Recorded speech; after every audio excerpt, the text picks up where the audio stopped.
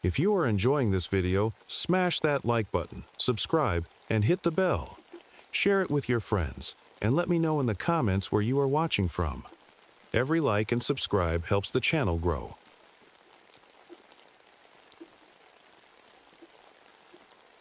My name is Tom Grayson, and this happened to me back in the fall of 1968, deep in the woods of Shenandoah National Park.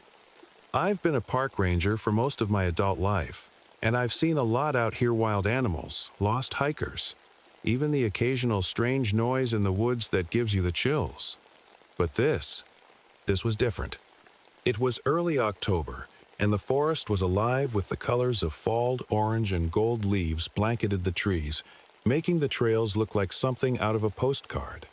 I was on patrol that evening, checking out a section of trail where some hikers reported hearing strange noises, clicking sounds, they said, like some kind of big bug. It didn't sound like much at first, but I had to investigate. That's part of the job. I'd always liked working alone out here. The forest was my escape, especially after my wife left me a couple of years back. She said I was married to the woods, and that I cared more about trees than our relationship. Maybe she was right. Out here, I could breathe, think, and forget I'd made of my life. I had my usual gear with my flashlight, radio, my dad's old compass. That compass meant a lot to me. My dad gave it to me when I was a kid, saying, "As long as you've got this, you'll never lose your way." Funny thing was, I'd never actually gotten lost in the woods, not once in my entire career. As the sun dipped lower, the woods started to change. The rustling of leaves and the cheerful bird calls faded into an unsettling silence. It was like someone had hit a mute button on the entire forest. Then, I caught a smell on the breeze, something faint but unmistakable. It was like rotting meat. I slowed my pace, shining my flashlight ahead, trying to figure out where the smell was coming from. That's when I noticed it. The trail ahead looked different, like it didn't quite match the map in my head. The trees seemed closer together, and the shadows were longer, darker.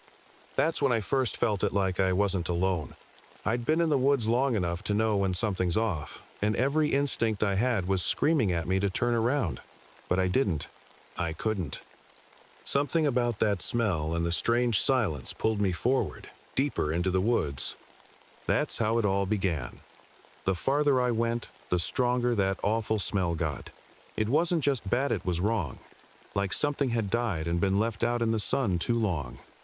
I followed the trail for a little while longer, my flashlight cutting through the shadows, until I saw it. A deer carcass. It was lying just off the trail, half hidden by some brush. At first, I thought a bear might have gotten to it, but as I got closer, I realized something didn't add up. The body was ripped apart, but there wasn't a drop of blood on the ground. None. It was like whatever killed it didn't just want to eat it, wanted to destroy. I crouched down to take a better look. The deer's eyes were wide open, almost like it had been terrified in its last moments. Its legs were twisted at odd angles, and the wounds looked strange. Jagged, like something had torn into it with claws or teeth that didn't belong to any animal I'd ever seen. That's when I noticed the footprints. They were in the dirt, leading away from the carcass and deeper into the trees. At first glance, they looked human bare feet, with 5 toes and everything, but they were massive. Each print was twice the size of my boot, and the spacing between them was off. Whoever or whatever made those tracks had to be tall, really tall. I stood there for a moment, staring at those prints, my mind racing. Part of me thought it had to be a prank, maybe some kids messing around. But deep down, I knew better. The air felt heavier now, colder, like the forest itself was holding its breath. Then I heard it, a clicking sound, faint and distant, but unmistakable. It reminded me of the noise a cricket makes, only slower and louder. It came from somewhere up ahead, past the trees where the footprints were leading. I listened, frozen, as the sound grew closer, one click at a time. I told myself it was just an animal, maybe a bird or an insect I wasn't familiar with. But there was something about the rhythm of the noise, something deliberate, almost like. like it was trying to get my attention. I took a step back, my boot crunching on the dry leaves. The clicking stopped. The silence was deafening now. No wind, no rustling leaves, no distant calls of birds. Just me, standing there in the middle of the trail, my heart pounding in my chest. I shone my flashlight into the trees, but the beam didn't reach far. The woods were too dense, the shadows too deep. I thought about calling it in on my radio, but what would I even say? That I'd found a dead deer and some big footprints? That I'd heard a weird noise? It wasn't enough. So I took another step, then another, my eyes scanning the darkness ahead. The clicking sound started again, this time louder and more insistent. I wasn't sure what I was walking toward, but I knew I wasn't alone. I kept moving, following the footprints even though every instinct in me was screaming to turn back. The clicking sound was steady now, almost like a heartbeat, but it was coming from all around me. I tried to shake the feeling that I was being watched, but it clung to me like the chill in the air. My flashlight flickered. I stopped dead in my tracks. I gave it a shake, and the beam came back. But for a second, I was standing in complete darkness. That's when I thought I saw something, just a shape, out of the corner of my eye, slipping between the trees. "Hello?" I called out, my voice sounding braver than I felt. No answer. Just the clicking, louder now. I swept the flashlight beam across the woods, my hand shaking just enough to make the light jittery. For a second, I thought I saw movement against something tall, maybe 8 or 9 feet, stepping behind a tree. Its limbs looked too long for its body, and its head. I don't know how to describe it. It was like it didn't have a face, just these hollow eyes that seemed to glow faintly in the dark. I froze, my breath caught in my throat. My heart was hammering so hard, I could feel it in my ears. The shape didn't come any closer. It just stood there, half hidden behind the tree, watching me. Or at least, I think it was watching me. Those hollow eyes were fixed on me, but there was no way to tell for sure. Then it moved, stepping out into the open, and I saw it more clearly. Its body was thin, almost skeletal, and its skin was pale, stretched tight over its bones. It had these impossibly long arms that dangled past its knees, and the way it moved it didn't walk so much as glide, like it was too light to belong to this world. I couldn't move, couldn't breathe. I just stood there, staring at it, and it stared back. Then I heard it mimic my footsteps. I took a step back, and a second later, I heard the same crunch of leaves, perfectly timed but coming from where it stood. It was like an echo, only wrong, delayed just enough to send a chill down my spine. I tried to speak, to say something, anything, but no words came out. The thing tilted its head, almost like it was curious. Then it took a step forward, and I swear I saw its mouth, if you could even call it that, start to open, just a jagged black hole in its face. The clicking stopped, and then, in the silence, I heard something I'll never forget. It whispered my name, Tom. The voice was quiet but clear, and it wasn't my voice. It was Hersme X, wife's voice. For a moment, I thought I must be imagining it, but the sound was real as the thing standing in front of me. "Tom," it said again, dragging the word out like it was tasting it. That's when I snapped out of it. My fight-or-flight instincts kicked in, and I turned and ran. I didn't care where I was going, I just needed to get away from that thing. Behind me, I could hear it following, its footsteps echoing mine, always a beat too late. The forest felt alive now, like it was shifting around me. The trees growing closer together, the trail twisting in ways it shouldn't. I was running as fast as I could, but no matter how far I went, the sound of its footsteps never faded. It was still there, and it wasn't going to let me go. I ran as fast as my legs could carry me, dodging branches and stumbling over roots, my flashlight bouncing wildly in my hand. The trail wasn't making sense anymore. It twisted and turned in ways it shouldn't, like the forest itself was trying to trap me. Behind me, the thing kept following. I could hear its footsteps, that horrible echo of my own, always a second behind. Every time I glanced over my shoulder, I caught glimpses of it in the beam of my flashlight. It wasn't running, just gliding along like it had all the time in the world, those long arms reaching out for me. The smell of rotting meat was so strong now that I could taste it in the back of my throat. My lungs burned, and my legs felt like they might give out, but I couldn't stop. I knew if I did, it would catch me. Up ahead, I spotted a shape in the darkness, a small wooden building, barely visible through the trees. An old ranger outpost. I'd passed it a few times before on patrol, but it hadn't been used in years. The windows were boarded up, and the door hung crooked on its hinges. I didn't have a choice. I sprinted toward it, praying it was enough to keep that thing out. When I reached the outpost, I threw open the door and slammed it shut behind me, shoving an old chair under the doorknob to keep it closed. The room was tiny, just a desk, a few shelves, and a dusty lantern hanging on the wall. I leaned against the door, trying to catch my breath, the sound of my heartbeat pounding in my ears. For a moment, everything was quiet, too quiet. Then the scratching started. It was faint at first, like nails dragging across the wood, but it grew louder, more frantic. I backed away from the door, my flashlight aimed at it, and watched as the wood began to splinter. The thing was out there, trying to get in. Tom. That voice again. My ex-wife's voice, whispering my name like she was standing right next to me. Tom, let me in. I squeezed my eyes shut, shaking my head. It wasn't real. It couldn't be real. But the voice kept calling, softer now, almost pleading. Tom, please, I need you. It wasn't her. I knew it wasn't her. But hearing her voice brought back memories I didn't want to face, fights, regrets, the way she used to say my name when she was upset. The scratching stopped. I opened my eyes, and the door was still holding. For a second, I thought maybe it had given up. But then I heard something else. Footsteps. Inside the outpost. I spun around, shining my flashlight into the corners of the room. It was empty.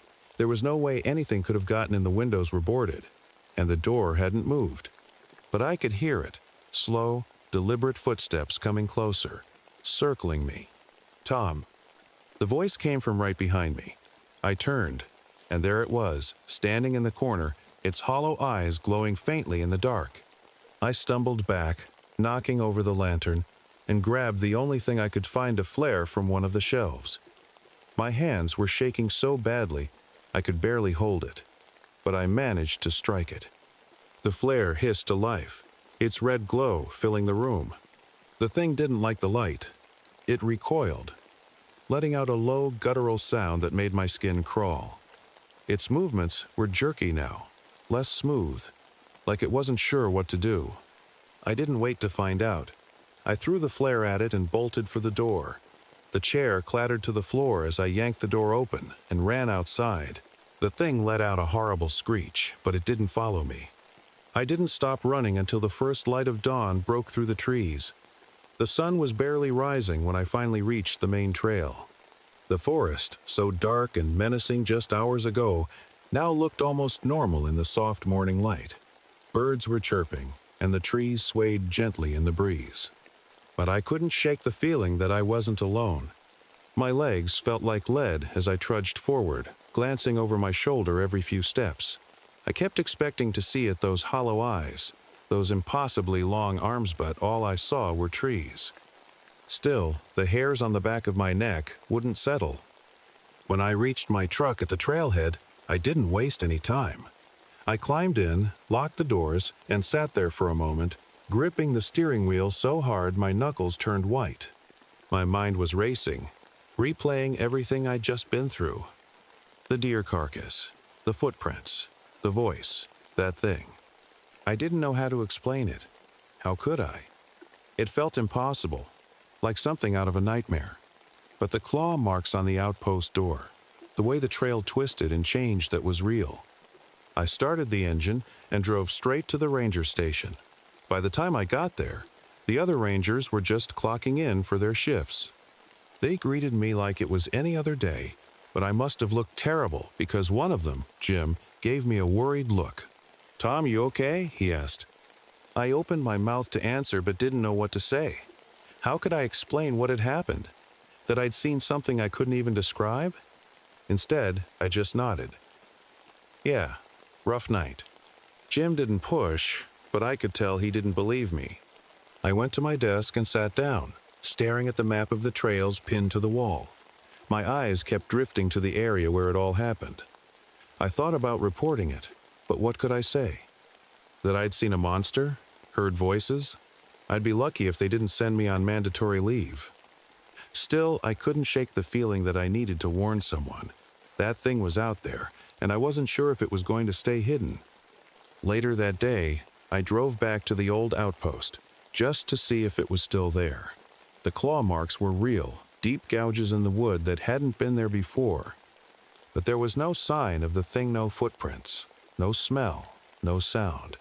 Just the eerie silence of the forest. I left the outpost and never went back to that part of the trail again. But sometimes, when I'm out on patrol late at night, I hear the faint clicking sound far off in the trees. And I know it's watching, waiting. For someone like me to wander too close again.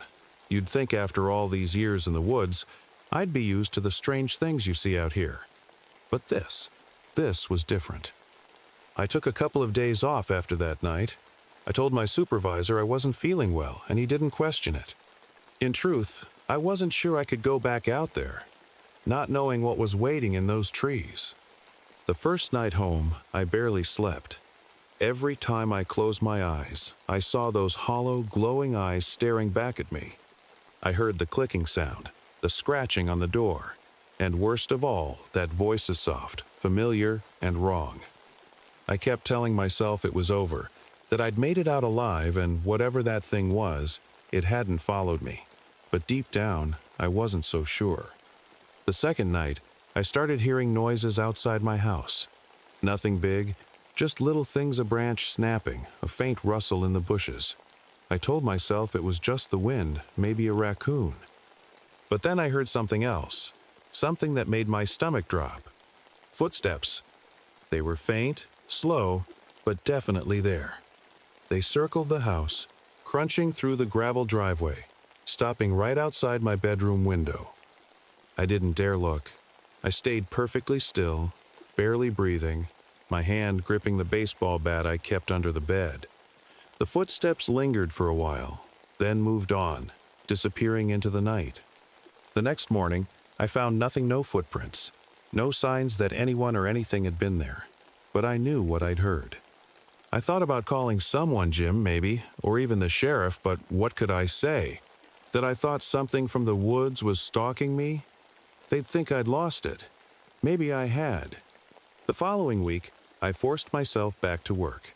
The forest felt different now, like it wasn't just a place I knew and loved anymore. It felt alive, like it was watching me. Every time I walked a trail, I kept my hand on my radio, ready to call for help if I heard that clicking sound again. But I never did, not directly. Still, there were moments like when the birds would suddenly stop singing, or when I'd catch a faint whiff of that rotting meat smell that reminded me it was still out there. One evening, I passed a group of hikers heading out as the sun was setting. I wanted to warn them, tell them to be careful, but I didn't know how without sounding crazy. So I just said, "Stick to the trail and don't wander off." They nodded and went on their way, laughing and talking like nothing could hurt them. I watched them until they disappeared into the trees, the same trees where I'd seen it. I don't know if they made it out okay. Even now, years later, I still think about that night. Sometimes I hear stories from hikers about strange sounds or shadows in the woods, and I wonder if it's the same thing I saw.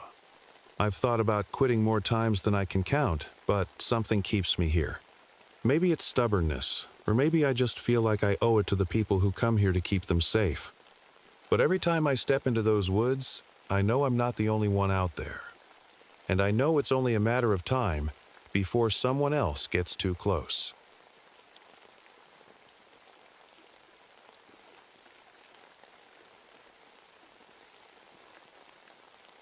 My name is Hank Miller, and this happened to me back in 1953. I was a park ranger at the Okefenokee Swamp in Georgia, a place known for its still waters, thick trees, and more legends than you can shake a stick at. Folks around here talked about strange lights and ghostly figures, but I always figured it was just stories to scare kids or entertain tourists. That night was quiet, too quiet. The kind of quiet that makes you feel like the world's holding its breath. Frogs croaked now and then, and mosquitoes buzzed around me like they owned the place. The air was thick and heavy, so humid it felt like I was wading through soup instead of walking the trails. The moon hung high, casting its pale glow on the swamp water, turning everything into a mix of shadows and reflections. I was out on a night patrol because someone reported seeing strange lights near the water. It wasn't unusual to get calls like that people see a reflection or mistake fireflies for something spooky. I figured I'd check it out, mark it off my list, and get back to my cabin. To be honest, I liked the swamp at night. It was peaceful in its own way. But that night was different. There was something off, something I couldn't put my finger on. I carried my flashlight, the one that used to belong to my son. It wasn't the brightest or the newest, but I kept it with me anyway. It felt like having a piece of him with me, even though he'd been gone for years. As I walked the trail, my boots squished against the damp ground. Every now and then, I'd stop to listen, hoping to hear something that would point me toward those lights. But all I heard was the swamp's usual song: frogs, crickets, and the occasional splash of something unseen. Then, just as I was about to turn back, I saw it. A pale, flickering light, dancing just above the water like a lantern in someone's hand. At first, I thought maybe it was someone else out there. Maybe a fisherman who lost track of time, or a camper who wandered too far. But the way that light moved, it wasn't right. It didn't sway, like someone walking with a lantern. It kind of floated, bobbing up and down in a way that made my stomach twist. I stood there for a moment, frozen, just watching it. The light flickered like a candle, pale and weak, but it stayed steady, hovering a few feet above the water. I told myself it had to be a trick of the moon, or maybe swamp gas like people talked about. You know, some natural thing that had an explanation. But then it started moving. It didn't rush or dart. It just drifted, slow and steady, like it wanted me to follow. I hesitated, my fingers tightening around the flashlight in my hand. My gut told me to turn back, but my brain told me to keep going. That's the problem with being a ranger. You get so used to solving other people's problems that you forget to listen to your own instincts. "Hello?" I called out, my voice cutting through the thick night air. It felt wrong to talk, like I was disturbing something ancient and better left alone. The light didn't stop. It just kept gliding, deeper into the swamp. I should have left it alone. I know that now. But back then, I thought maybe someone was out there and needed help. So I stepped off the trail and started walking toward it. The ground was soft under my boots, the kind of soft that lets you know it's more mud than dirt. Each step felt heavier, like the swamp was trying to hold on to me. The closer I got to the light, the quieter everything became. The frogs stopped croaking. Even the mosquitoes seemed to disappear. It was just me and that flickering glow pulling me deeper and deeper. I called out again, louder this time. "Hey, you out there?" Nothing. No answer. Just that light, dancing on the water. And then I saw something sticking out of the murky water a few feet ahead. At first, I thought it was a log, but as I got closer, I realized it wasn't a log at all. It was bones. Skeletal remains, half buried in the mud. The skull tilted like it was staring right at me. I stopped cold. My heart was pounding so hard I could feel it in my ears. I wanted to turn around and run, but my legs wouldn't move. The light hovered just beyond the bones, almost like it was waiting for me. And then I heard the whispers. Faint at first, like the rustle of leaves or the breeze moving through the trees. But they grew louder, clearer, until I could make out words, though I couldn't understand them. It wasn't English or anything I'd ever heard before. It sounded ancient, like voices carried on the wind from another time. I shone my flashlight toward the light, hoping it would chase it off, but the beam didn't reach that far. The light didn't move, didn't flicker, just stayed there, glowing softly like it knew I wasn't going anywhere. I swallowed hard, trying to calm myself. "It's just swamp gas," I whispered, more to myself than anything else. Just swamp gas and an old skeleton, nothing more. But deep down, I knew I was lying. I don't know how long I stood there, staring at those bones and that pale light. My mind raced, trying to piece together what I was looking at. The whispers were still there, faint but steady, like they were wrapping around me, coming from every direction. It felt like the swamp was alive, watching me, waiting for me to make a move. I forced myself to take a step back. My boot squished in the mud, making the kind of sound you'd expect if the ground was trying to swallow you whole. I told myself to leave, to head back to the trail, but the light started moving again. Slow, steady, like it was leading me somewhere. I don't know why, but I followed it. Maybe it was curiosity, or maybe I just didn't want to leave without knowing what was going on. Either way, I kept walking, my flashlight shaking in my hand. The ground got softer the farther I went, the kind of soft where every step sunk deeper. The air was thicker here, harder to breathe, like the swamp was pressing down on me. And then I saw him, the Lantern Man. He came out of the shadows so quietly I almost didn't notice at first. One moment, the light was drifting on its own, and the next, he was holding it. A tall, thin figure, barely more than a shadow himself. His body looked translucent, like he was made of smoke, and his face, if you could call it, that was hidden beneath a tattered hood. But I could see the outline of a skull beneath that hood, and his eyes, there weren't any. Just empty, dark sockets staring straight through me. I froze, my mouth dry as sandpaper. The flashlight in my hand suddenly felt useless, like its beam wasn't strong enough to pierce the darkness around him. The Lantern Man didn't say a word. He didn't have to. He just raised his free hand, long and bony, and pointed a finger at me. The whispers grew louder, almost like they were coming from him now, but his mouth, if he even had one, never moved. The sound made my skin crawl, and I wanted to run, but I couldn't. It was like my feet were rooted to the ground. He tilted his head, slow and deliberate, like he was curious about me.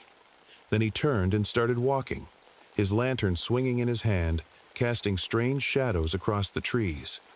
And just like before, the light beckoned me to follow. I told myself to turn back, to leave this whole thing behind, but something kept pulling me forward. Maybe it was fear. Maybe it was that strange feeling in my gut, like I had to see this through. Whatever it was, I kept moving, step by step, following the Lantern Man into the heart of the swamp. The ground grew wetter, and I could feel the water soaking into my boots. Every step felt harder than the last, like the swamp itself was trying to hold me back. The whispers never stopped, rising and falling like waves, each one sending chills down my spine. And the Lantern Man? He just kept walking, his bony hand gripping that flickering light, leading me deeper and deeper into the dark. I kept telling myself to stop, to turn back, but my legs didn't listen. It was like the Lantern Man had some kind of hold on me, like invisible strings pulling me forward.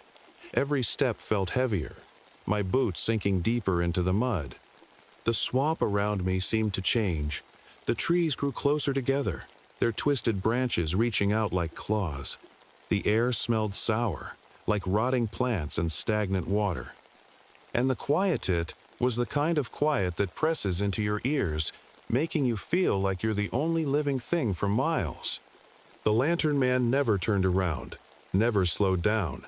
His lantern swung gently in his hand, casting that pale, flickering glow. It lit up the path ahead, but never seemed to brighten anything else. Shadows danced along the water, shapes that didn't match the trees or anything else around us. And the whispers, they grew louder. They weren't just in the air anymore. They were in my head, circling around like a swarm of bees. I couldn't understand the words, but I felt them, like they were crawling under my skin. I called out, my voice cracking. "What do you want?" No answer. The lantern man just kept walking. My chest tightened as I realized how far I'd gone. The trail was long behind me, and the ground was nothing but water and mud now. The light from the moon barely reached this part of the swamp. It felt like I was in another world, a place I wasn't supposed to be. I stopped for a moment, trying to catch my breath. My flashlight flickered in my hand, the beam dimming like the batteries were dying. That's when I noticed it. The water around my boots wasn't still anymore. It rippled, small waves spreading out as if something was moving beneath the surface. I froze, my heart pounding so hard I thought it might burst. The lantern man had stopped, too. He stood a few feet ahead, the light from his lantern brighter now, almost blinding. He turned to face me, slow and deliberate, and raised his arm again. That same bony finger pointed right at me, like he was giving me a choice. Keep going or turn back. But it wasn't a choice. I knew that. The whispers grew deafening, swirling around me like a storm.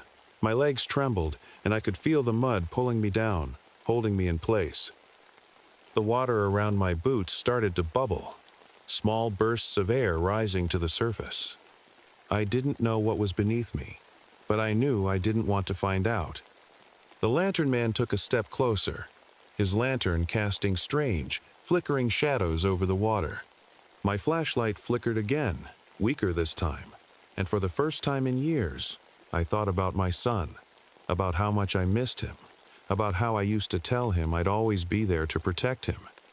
I gripped the flashlight tighter, as if holding it could keep me grounded. "You're not taking me," I muttered, my voice shaking. "I'm not going with you." But the lantern man didn't stop. He kept coming closer, the light from his lantern growing brighter, so bright it hurt to look at. I don't know how I found the strength to move, but I did. My legs felt like they were weighed down with cement, and every step was a fight. The lantern man was still coming closer, and that light, it wasn't just bright anymore. It felt alive, pressing against me like it wanted to drag me in. The water around me was up to my ankles now, rippling and bubbling like something beneath it was trying to break free. The whispers grew louder, almost like a chant, a low, humming rhythm that made my chest tighten. I shone my flashlight at the lantern man, the weak beam barely cutting through the glow of his lantern. "Stay back!" I shouted, though my voice sounded small and shaky, even to me. But he didn't stop. He kept moving, slow and steady, like he had all the time in the world. Then I felt Ita pull, gentle at first, like the water was tugging at my boots. But it got stronger, like unseen hands were grabbing at my legs, trying to drag me down.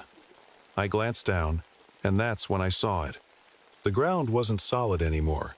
Beneath the water, the mud swirled in slow, dark circles, opening up into a sinkhole. The kind you hear about, but hope you never see.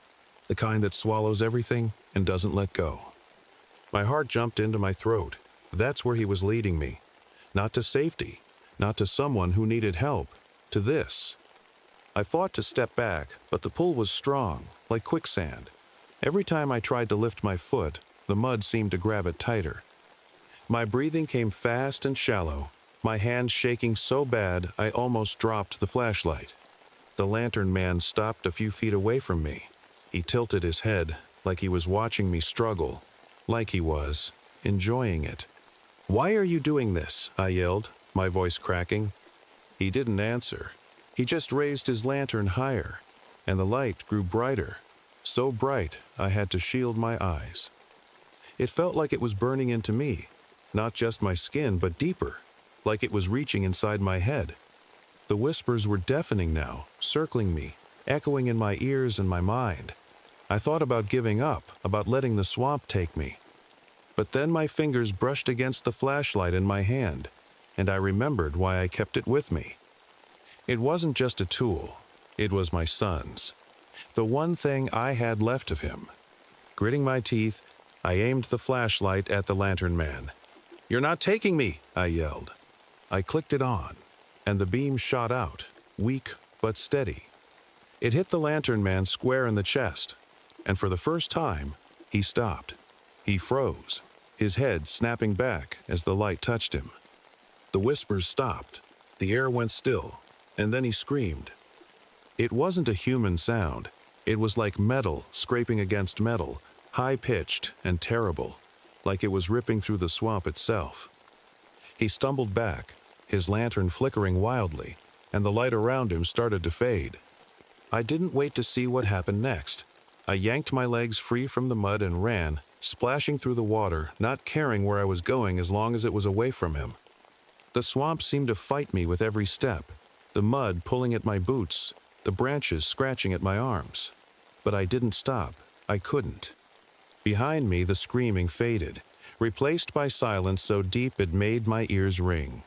I didn't dare look back. Every step felt like a struggle, my boots slipping in the mud and water. My chest ached from how hard I was breathing, and my heart pounded so loud it drowned out everything else. But I kept moving, my flashlight barely lighting the way in front of me. The trees started to thin out, their shadows stretching long under the dim moonlight. It was the first time I'd seen the trail in what felt like hours, even though I knew it couldn't have been that long. Time didn't feel real out there. I stumbled onto firmer ground, my legs shaking so bad I almost fell. I leaned against a tree, trying to catch my breath, my hands trembling so hard I thought I might drop the flashlight. The swamp behind me was quiet again, but it wasn't a peaceful kind of quiet. It was heavy, like the air itself was holding its breath. For a moment, I thought maybe I'd imagined it all. The lantern man, the whispers, the sinkhole maybe. It was just my mind playing tricks on me. But then, I looked down at my boots. They were caked in black mud, the kind that only came from the deepest parts of the swamp. And that light, I saw it again just for a second, a faint, pale glow flickering through the trees, far off, but still there.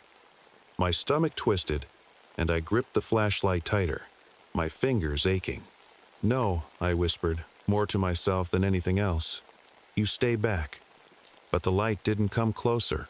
It just hovered, like it was watching me. I didn't stick around to find out if it was going to follow.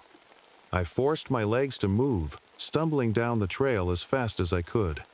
My truck wasn't far, and the thought of it kept me going. The thought of being somewhere safe, somewhere normal, away from the swamp. When I finally reached the truck, I threw open the door and climbed in, slamming it shut behind me.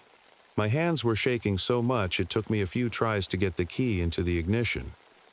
The engine roared to life, and I backed out of there without a second glance. As I drove away, the headlights cutting through the darkness, I felt the tension in my chest start to loosen. But that wasn't relief, it was exhaustion. Whatever I'd seen out there, whatever had happened, it wasn't over. Even now, I can't explain it. I never told anyone about the lantern man, about the skeletons, about the whispers. Who would believe me? They'd call me crazy, tell me it was swamp gas or a bad dream. Maybe they'd be right. But sometimes, late at night, when the world is quiet and the darkness settles in, I swear I see it. That pale, flickering light hovering just beyond the trees outside my house. And every time, I remind myself of one thing. I didn't follow it then, and I won't follow it now.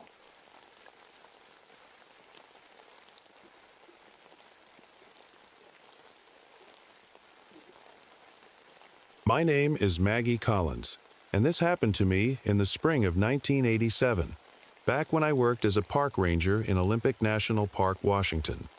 I'll admit, it's taken me years to even talk about it because, honestly, some parts still don't feel real. But they are, every single bit. It had rained all week, so the air was damp, the ground was soggy, and the forest was alive with smells of moss and wet bark. I was leading a small group of wildlife researchers that day, just a regular outing to monitor some animal populations. There were 4 of us in total. Me, Ben, who is new and overly eager, Lauren, the team's botanist, and Carlos, the quiet one who preferred birds over people. We had a plan. Hike into a remote part of the forest, take notes on wildlife activity, and camp overnight. It was the kind of work I loved, being surrounded by nature, breathing in the silence, spotting tracks in the mud and scratches on tree trunks. My job was to keep the group safe, make sure they didn't wander too far off the trails or do anything reckless. About midday, we reached a small clearing surrounded by towering pines. The sunlight filtered through the canopy, lighting up the moss-covered logs like emeralds. It should have been peaceful, but something was off. There was a strange, musky smell in the air, thick and sour, like wet fur left too long in the sun. "Do you smell that?" I asked, breaking the quiet. Lauren nodded. "Yeah, it's strong. Maybe an animal's nearby?" That seemed logical at first, but as we looked around, we didn't see any tracks or signs of movement. And then we spotted a torn piece of animal hide hanging from a low branch. It was big, like a wolf's, but the edges were blackened, as if someone had burned it. "Who would do that?" Ben asked, his voice shaking just a little. He was trying to sound curious, but I could tell the sight unsettled him. It unsettled all of us. I stepped closer, instinctively pulling my notebook from my pack. I'm no artist, but I like to sketch things I see out here. I wanted to capture this, even though I didn't understand why. "Could be a predator," I said, trying to sound calm. "Or maybe someone playing a weird prank." Carlos muttered, "Let's just move on." And I agreed. We continued deeper into the woods, but that smell never really left. It lingered in the back of my throat, growing stronger whenever we paused to rest. It wasn't just a smell anymore. It was a weight pressing down on us. Ben, who had been talkative all morning, started falling behind. He seemed distracted, glancing over his shoulder every few minutes. Finally, as we stopped near a cluster of ferns to mark some observations, he blurted out, "I think we're being watched." "What?"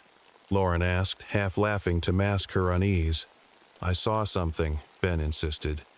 "Back there in the trees. Someone's following us." I scanned the forest, but saw nothing out of the ordinary. Just trees swaying in the breeze, leaves rustling softly. Still, I felt a knot tightening in my stomach. "Stay close to the group," I said, "and let's not jump to conclusions, okay?" Ben nodded, but he didn't seem convinced, and neither was I. That night, as we set up camp near a creek, the forest felt eerily quiet. Normally, you'd hear frogs, crickets, or maybe the hoot of an owl. But there was nothing, just the occasional crack of a branch somewhere in the distance. "We're probably just spooking ourselves," I said as we sat around the small fire. "This place gets pretty isolated. Our minds fill in the gaps." Carlos shrugged. "Maybe." But when I crawled into my tent later, I couldn't shake the feeling that something was out there waiting, watching. I didn't sleep much that night. None of us did. The first thing I noticed when I woke up was how dark it still was. The fire outside had burned down to a soft glow, and the night felt heavy, like the air itself was pressing down on us. I lay still in my sleeping bag, listening. At first, all I heard was the creek running nearby. But then, there it was, a soft snap of a twig, then another. It wasn't loud, but it was close. Too close. I sat up slowly, careful not to make any noise. Probably just an animal, I told myself. But deep down, I wasn't sure. From the tent next to mine, I heard Ben whisper, "Maggie?" His voice was shaky. "Yeah," I whispered back. "Do you hear that?" Before I could answer, there was a low growl. Not deep like a bear's, but rough and strange. Like something was trying to make a sound it didn't quite know how to produce. My pulse quickened. I reached for my flashlight and unzipped the tent, just enough to peek out. The moonlight barely made it through the canopy, but the firelight gave off enough glow to see the edge of the clearing. Nothing moved. "Stay in your tents," I whispered to the group. Another twig snapped, this time behind the tents. The growl came again, longer this time, and it was followed by a shuffling sound, like something dragging through the underbrush. I stepped out of my tent, gripping the flashlight tighter. My breath was shaky, but I kept moving, circling toward where the sound had come from. That's when I saw it, a figure, just at the edge of the trees. It was low to the ground, crawling. I thought maybe it was a wounded animal at first, but then it moved again. The way its limbs bent, the way it shifted, it wasn't natural. "Maggie," Ben whispered harshly, his face peeking out of his tent. "What is it?" I shook my head, too frozen to respond. The figure stopped crawling and tilted its head toward me, as if it knew I was watching. My flashlight flickered, and for a split second, I thought I saw its facer, the lack of one. Just pale, stretched skin. Then it moved, fast and low, disappearing into the trees. "What was that?" Carlos asked, crawling out of his tent, his voice louder than I liked. "I don't know," I said, trying to keep my voice steady. "It's gone now." But it didn't feel gone. The rest of the night was tense. We stayed close to the dying fire, listening, jumping at every small sound. None of us wanted to admit it out loud, but we all knew we were no longer alone out here. When morning finally came, the first thing we did was pack up. None of us wanted to spend another night in that spot. But as we loaded our gear, Lauren froze, pointing to the trees. Hanging from one of the branches was another piece of animal hide, blackened at the edges just like the first one. "It's watching us," Ben said, his face pale. I wanted to tell him he was wrong, to reassure the group, but I couldn't, because deep down, I felt it too. Something was watching us.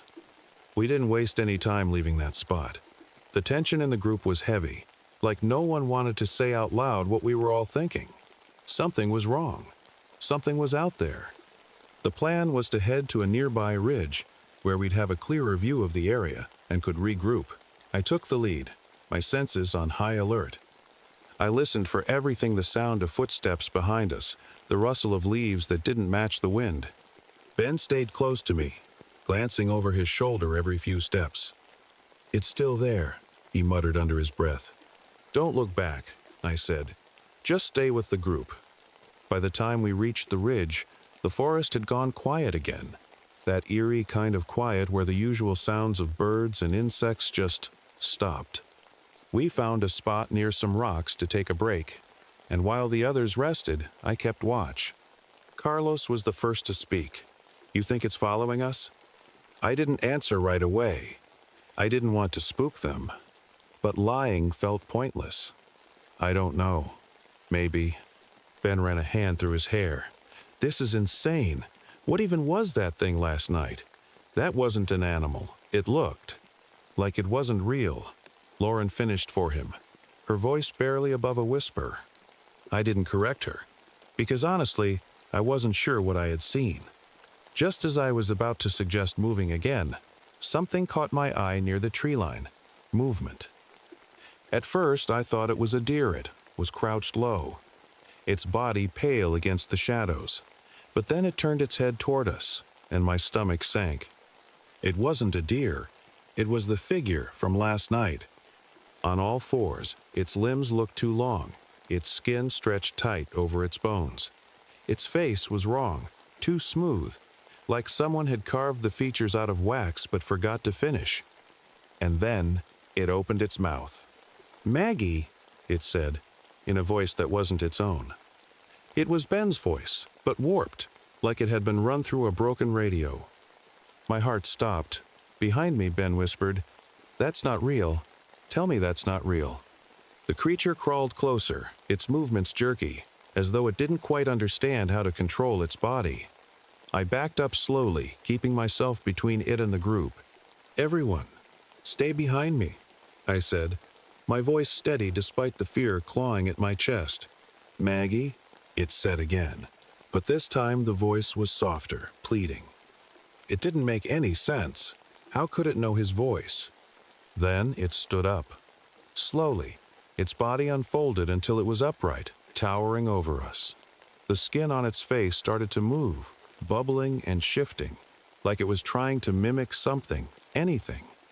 The group froze, and for a moment, all I could hear was my own breathing. And then it lunged. I shouted for the others to run as I grabbed a branch off the ground and swung it in front of me, trying to keep it back. The creature hesitated, its head tilting at an unnatural angle. It didn't seem afraid of me. "We have to go," Carlos yelled, pulling Lauren by the arm. I didn't need to be told twice. I turned and ran, adrenaline pushing me forward, even though my legs felt like lead. Behind us, I could hear it moving fast, tearing through the underbrush like it didn't care what got in its way. We didn't stop until we reached a narrow trail that cut through the trees.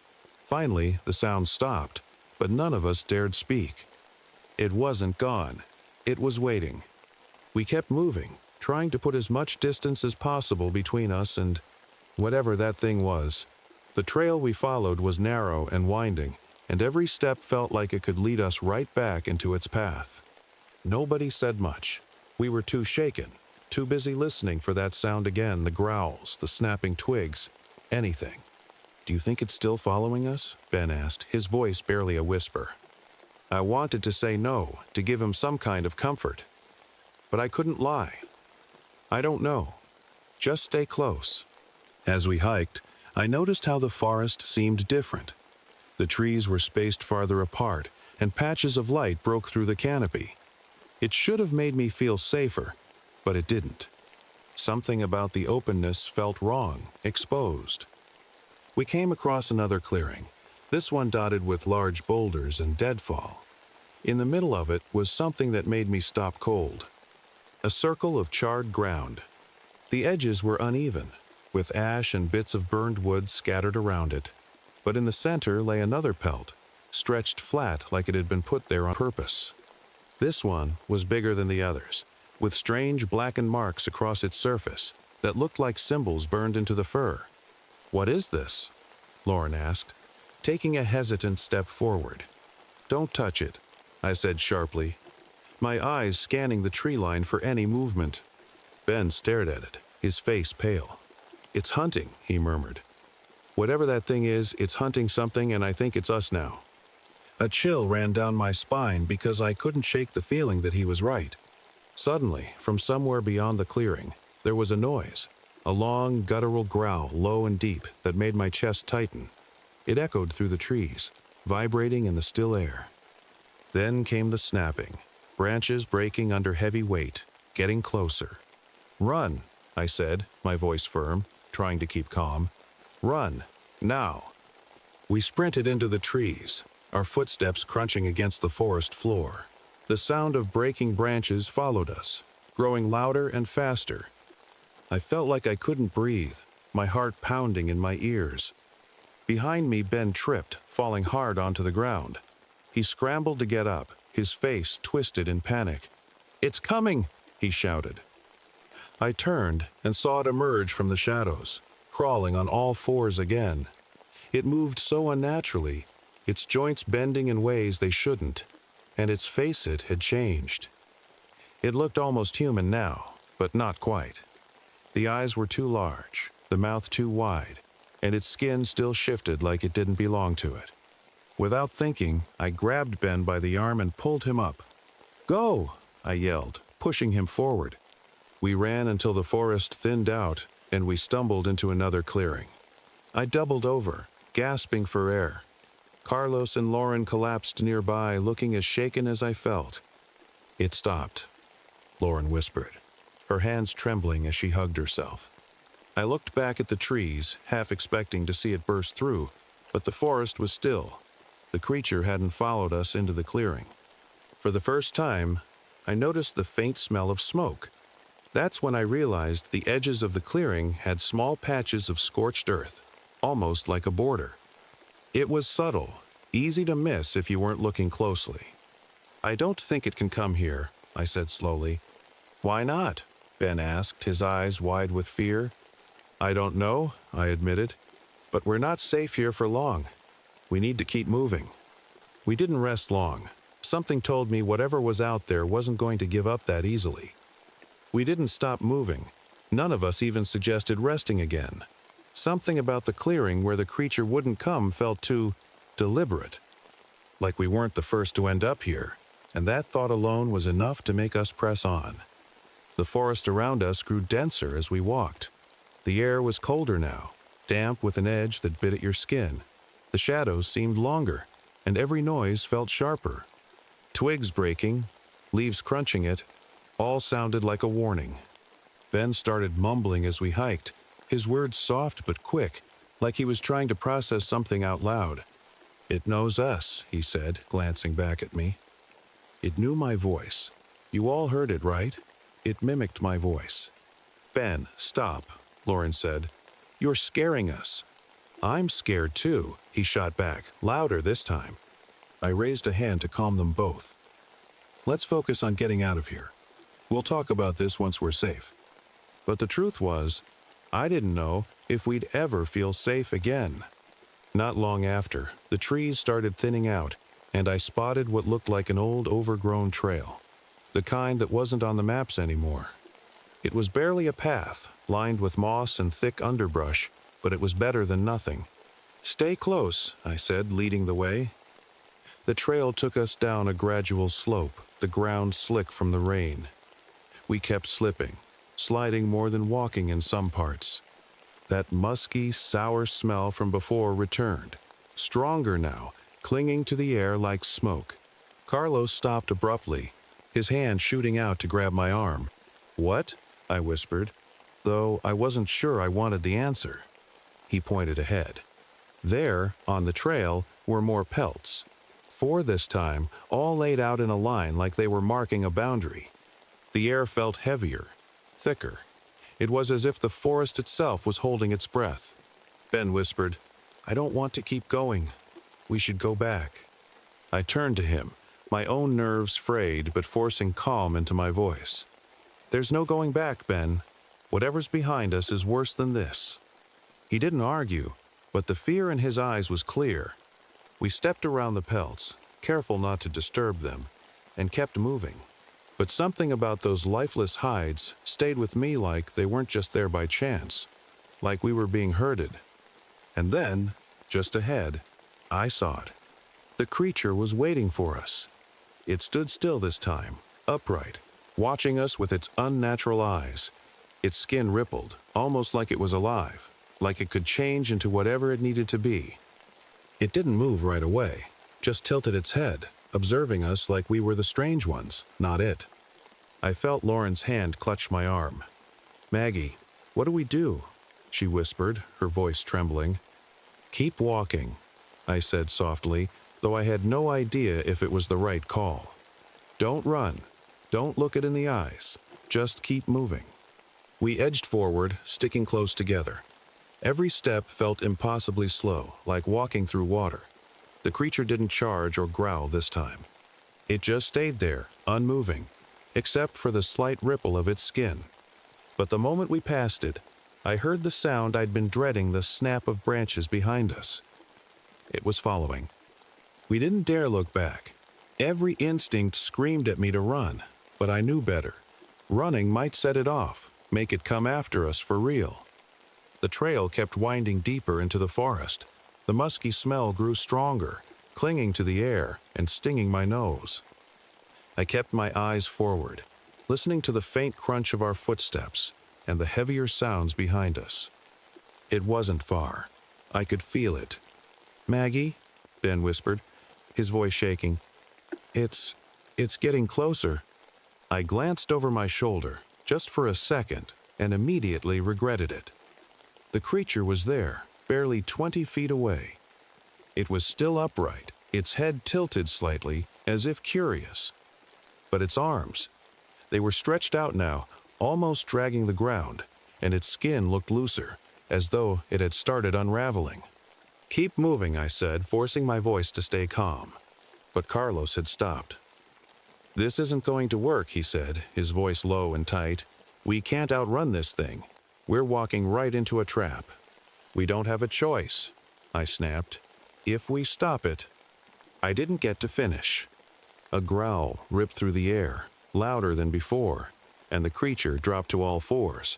It lunged forward, not close enough to attack, but enough to make its point. Lauren screamed, grabbing Carlos's arm, and I felt my stomach twist. The creature didn't charge further, but it stayed low, its head turning from side to side, studying us. It didn't feel like an animal. It felt like it was, thinking. "Go," I said, trying to keep my voice steady. We need to move, now. We pressed on, faster this time, but not running. It was hard not to look back, hard not to let the fear take over completely. The trail ahead grew narrower, the trees closing in so tightly that we had to duck under branches and step carefully around roots. Ben suddenly stopped and grabbed my arm. "Do you hear that?" I froze, listening. At first, all I heard was the creature behind us. But then, there was something else. A soft, whispering sound, faint but distinct. It was coming from the trees ahead. "What is that?" Lauren asked, clutching Carlos's arm as if letting go would pull her under. "I don't know," I admitted, my chest tightening. The whispers grew louder, still unintelligible but constant, like voices overlapping in some strange, broken language. And just as we rounded a bend in the trail, we saw where they were coming from. There was another clearing ahead, smaller than the last. In the center of it stood a single tree, its trunk blackened as though it had been burned. Around its base were more pelts, all different sizes, draped and arranged in a perfect circle. But the most unsettling thing was the faint flickering glow coming from the tree itself, as if something inside it was alive. The whispers seemed to come from the glow, or maybe the tree. It was impossible to tell. Ben backed up. "I'm not going in there. I'm not doing this." Before I could respond, there was a loud crack from behind us. The creature was getting closer. I could hear its heavy breaths now, see the leaves shifting as it moved through the underbrush. "We don't have a choice," I shouted. "Go!" We stumbled into the clearing, instinctively stepping over the pelts. The air felt colder here, sharper, like something was pressing against us. The whispering grew louder, making it hard to think.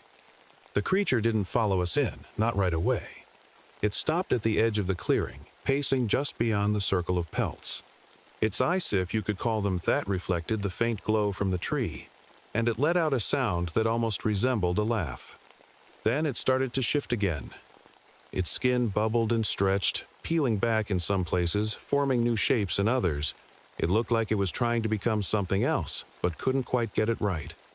"Maggie," Lauren whispered, her voice trembling, "what do we do?" I had no answers. I just knew that if we stayed here too long, it wouldn't matter. The whispers seemed to wrap around us, growing louder and more frantic. My head throbbed from the sound, and I could see the others flinching too, their hands hovering near their ears. But it wasn't the whispers that scared me the most. It was the way the creature stood there, just beyond the clearing's edge, staring at us. Its body shifted and jerked, like it couldn't decide what shape it wanted to take. The longer it stayed there, the less human it looked. "We can't stay here," Carlos said, his voice tight. "If we don't move, it's going to." Before he could finish, the creature stepped forward, one foot crossing into the clearing. The whispering grew louder, almost deafening, and the glow from the tree pulsed, brighter and dimmer like a heartbeat. The creature hesitated. Its head snapped toward the tree, then back to us. It didn't like the light. I swallowed hard, trying to steady my breath. "Stay by the tree," I whispered. "It doesn't want to come closer. Not yet." Lauren nodded quickly, but Ben was shaking his head, his eyes locked on the creature. "It's just waiting," he muttered. "Waiting for the right moment." He wasn't wrong. The creature let out a low growl. Its body crouched like it was ready to pounce. Then it did something I didn't expect. It raised its hand, or what looked like a hand, and pointed at Ben. "What is it doing?" Lauren asked, her voice cracking. I didn't know. None of us did. Ben backed up instinctively, shaking his head. "No," he whispered. "No, you stay away from me." The creature took another step into the clearing, its eyes glowing faintly now, the way the tree glowed. The whispers stopped. The silence was worse. It made the forest feel dead, like the air had been sucked out of it. Ben panicked. He turned and bolted, running toward the far side of the clearing. "Ben!" I shouted, reaching out to stop him, but it was too late. The creature let out an ear-piercing screech and darted after him. It moved so fast, faster than any of us could react. In seconds, it was on him. No, no, no, no. Ben's screams tore through the clearing as the creature grabbed him, its skin shifting and wrapping around him like it was swallowing him whole. We froze, too terrified to move. The glow from the tree pulsed faster and brighter, flickering like a warning. "Run," Carlos said, grabbing my arm. "We need to go, now." But I couldn't move. Not yet. Not until I saw what was happening to Ben. The creature held him, its shifting body pulling at him, trying to become him. But something was stopping it, like it couldn't quite finish. And then the tree glowed brighter than ever. The creature let out a screech, dropping Ben to the ground. He wasn't moving. The light burned the edges of the creature's skin, making it retreat. It backed away, its body contorting violently as if the glow was tearing it apart. It fled into the darkness, and the forest went silent again. "Ben!" Lauren ran to him, kneeling by his side. He was breathing, but barely. His eyes were wide open, staring at the sky, and his lips moved faintly, like he was trying to say something. "Maggie," Lauren said, looking up at me with tears in her eyes. "We need to help him." I nodded, finally snapping out of my daze. "We will. But first, we have to get out of here." The forest wasn't safe, not with that thing still out there. We didn't waste time. Lauren and Carlos helped Ben to his feet. His legs were shaky and his face was pale, but he was alive. For now, that was enough. The glowing tree was still pulsing behind us, dimming and brightening like it was alive, warning us to leave. None of us said anything about it. None of us wanted to look at it for too long. "We need to find the main trail," I whispered, keeping my voice steady, even though my chest felt tight with panic. "Stay close and stay quiet." We headed back toward the overgrown path, the forest closing in around us. The air felt heavier now, every sound sharper than before. A twig snapped somewhere nearby, and we all froze, our heads whipping toward the noise. "Is it still following us?" Lauren asked, her voice shaking. "I don't know," I admitted. "Just keep moving." We stumbled through the underbrush, slipping on wet leaves and dodging low-hanging branches. My heart pounded in my chest, each step feeling like it could be the one to set the creature off again. Ben let out a soft groan, leaning heavily on Carlos. "It's watching us," he whispered, his voice barely audible. "I can feel it." His words sent a chill down my spine, but I didn't let myself stop. If it was watching us, we couldn't let it know we were afraid. The musky smell lingered, fading in and out as we moved. It was impossible to tell where it was coming from, but every time it hit, my stomach twisted. It was like the forest itself was alive, its breath mingling with our own. And then we saw Ita break in the trees. The sight of open space ahead filled me with hope. "There," I whispered, quickening my pace. "We're almost out." The others followed, their steps hurried and uneven. The clearing opened up to the faint outline of a Trailan actual marked trail. Relief flooded through me, but it was short-lived. A low growl echoed behind us. I turned slowly, my breath catching in my throat. The creature was there, just beyond the trees. It wasn't moving, but it didn't need to. Its pale, shifting skin glowed faintly in the moonlight, and its empty eyes locked onto mine. It wasn't done with us. "Go," I whispered, barely able to get the word out. "Get to the trail." "What about you?" Lauren asked, panic in her voice. "I'll be right behind you. Just go." Carlos didn't argue. He grabbed Lauren's arm and dragged her forward, the two of them supporting Ben as they disappeared down the trail. I stood there, my feet planted in the dirt, my heart racing. I didn't know what I was doing, what I could do, but I had to keep it away from them. The creature stepped forward, its body shifting unnaturally, its gaze never leaving mine. "Stay back," I said, my voice shaking but firm. "I'm not afraid of you." It stopped, tilting its head like it was trying to understand. For a moment, we just stared at each other. Then I did the only thing I could think of. I grabbed a branch from the ground with jagged edges and waved it in front of me. The creature let out a low, guttural sound, its body rippling like water. It didn't seem afraid, but it hesitated, its movements slower. "Come on," I muttered, taking a step back. "Follow me." I moved toward the opposite side of the trail, away from where the others had gone. The creature followed, its movements deliberate and slow. I led it further into the woods, my breath shallow, my mind racing. I didn't have a plan, just instinct. But every step I took felt like it was buying the others more time. When I felt like I'd gone far enough, I turned and threw the branch into the trees. The creature's head snapped toward the noise, and for a moment it lost focus. I took my chance and ran. The sound of branches snapping behind me was deafening. It was chasing me now, faster than before. My legs burned, my lungs felt like they would give out, but I didn't stop. Finally, I saw the faint glow of the trail marker up ahead. I burst through the trees, tripping and falling onto the dirt path. The growls stopped. I looked back, my chest heaving, and saw nothing, just darkness and the faint outline of trees. The others were waiting a few feet ahead, their faces pale and tired but alive. "We need to go," I said, scrambling to my feet. "Now." No one argued. We stayed close, walking as fast as we could down the trail. I didn't look back again. The creature didn't follow us out of the forest that night, but I knew it was still there, waiting. I don't go back to that part of the park anymore. I don't think I ever will. But every now and then, when the air feels too still and the shadows seem too long, I think about it.